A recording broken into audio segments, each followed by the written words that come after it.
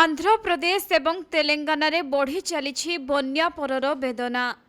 केउठी खाद्य पाई तो आउ केउठी पानीय जल पाई कलबल हेउछंती उभय राज्यर लोके।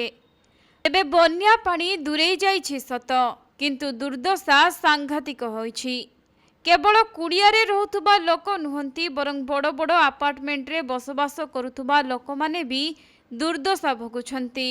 गत 3-4 दिन धरी पानी जमी रहिथिबारु काहा घरे चुली जलिनी तो आउ केउठी पीबाकू पानी मुद्दाए नाही।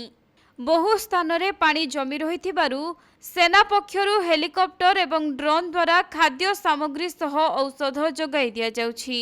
एनडीआरएफ एवं एसडीआरएफ एबे भी उद्धार कार्य रे लागि रहिछंती। अन्यपटे जातीय सड़क उपरू पानी खसिबा परे हैदराबाद और चेन्नई को गमनागमन सुगम होइथिले भी वर्तमान सुधा रेल चलाचल व्याहत रहिछि, जहाँकि एही रास्तारे 110टी ट्रेन को बातिल करा जाइथिबा सूचना मिलिछि।